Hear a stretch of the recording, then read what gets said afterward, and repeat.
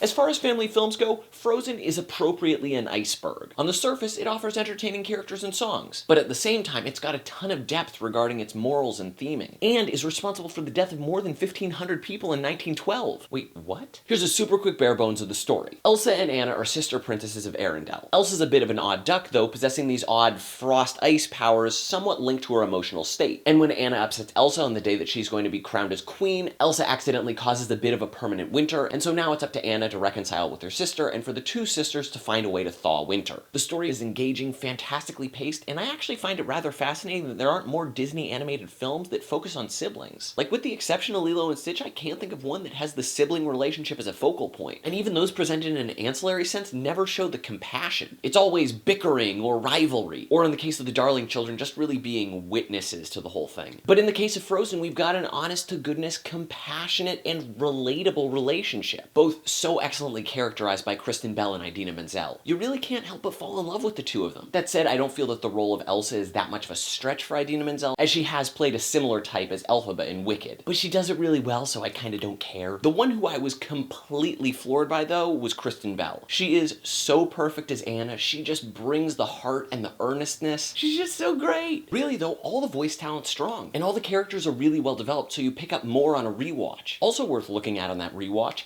that's snow. Now, I know that sounds really dumb, and yes, I am one of those Southern California kids who gets amped at the sight of it, but one, there is something inherently magical about the stuff and all too fitting for a fairy tale, and two, how impressive is it that you can see that there are different types of powder? Like, I'd sometimes just be watching the character's feet, but not in a creepy Quentin Tarantino or Joss Whedon sort of way. Like, I don't know how large the team was, but they did a stunning job, and I would love to believe that much like The Lion King and other Disney products where they'd, like, bring the animals in to capture their mannerisms, that Disney just brought a bunch of snow into the studios and had animators be like, oh no, it's melting. Figure out how it melts, walk through it, do something quick, it's going! And now switching from visual to audio, let's talk about those songs. For the most part, I enjoy all the songs in Frozen, but there's a lack of musical thread through the whole piece. Like when you look to Disney films like Tarzan or The Lion King, that's very clearly Phil Collins or Tim Rice and Elton John. With Frozen, all the songs kind of sound like they're from different things. Like the opening to Frozen has a very fathoms below sort of quality to it. But then you've got Love is an Open Door, which has like a tropical lead-in, and it's that lack of musical consistency that actually works against the film's music, because you don't readily jump tune to tune to tune. That's not to say that the songs aren't great. Most of them are. Although the true standouts are For the First Time in Forever, Do You Want to Build a Snowman, and Let It Go, which undoubtedly will be on everybody's karaoke list. And those three songs perfectly encapsulate what I love about Robert Lopez's music. Both his lyrics and music have a very simple quality to them, but are really expressive in terms of character and heart. Lyrics aren't overly flowery, they're just true. And now to deal with the iceberg's depth. But to do so, first we need to address a gripe that I had. So when Anna and Elsa are playing and Elsa accidentally frostbrains Anna, the king and queen take her to some trolls to have her healed. And the trolls are like, yeah, we can definitely heal Anna, but while we're healing her head, let's remove her memories so she doesn't know that Elsa has these powers. And then the parents are like, yeah, that seems like a great idea.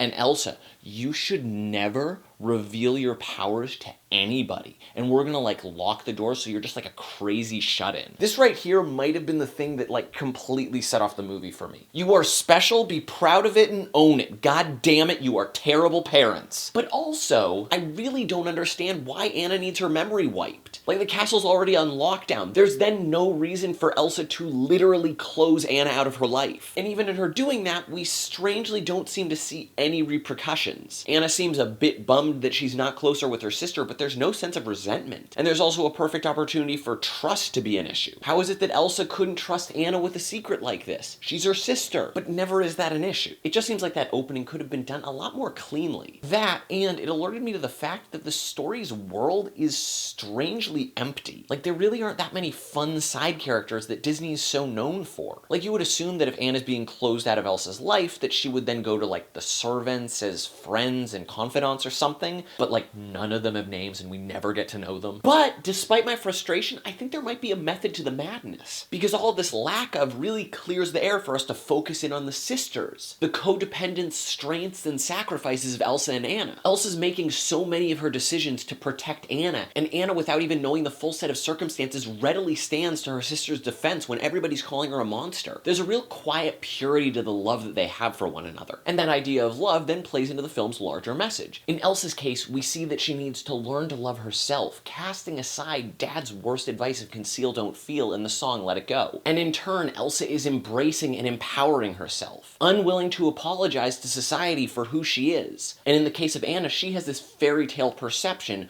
of how Prince Charming might be able to mask or protect her from the loneliness she feels. But it's true love of a different nature that's the most important thing. The morals of Frozen are casting the patriarchy aside, and that's really exciting. Through and through, Frozen is showing that Disney is done with the growing pains that it went through in the aughts. And it's been churning out some great family entertainment that's both traditional and outlandish. I'm really excited for whatever project co-director and co-writer Jennifer Lee tackles next, as Frozen was a really refreshing fairy tale. Sure, I might have had some gripes with some story stuff up top, and yeah, I am a little confused about the larger world, especially when there are like trolls that only some people know about. I'm not really sure about the mythology there, and I think Olaf's character design is kind of hideous. But Frozen is an impressive fairy tale playing against many Hollywood conventions, making it one magical iceberg.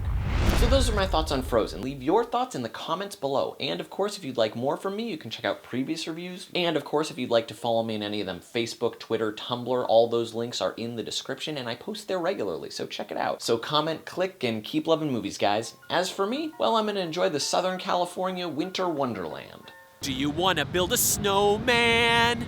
Well, a snowman made of sand. It seems no matter what I do, persistent through and through, it crumbles in my hand, 'cause I live near a beach.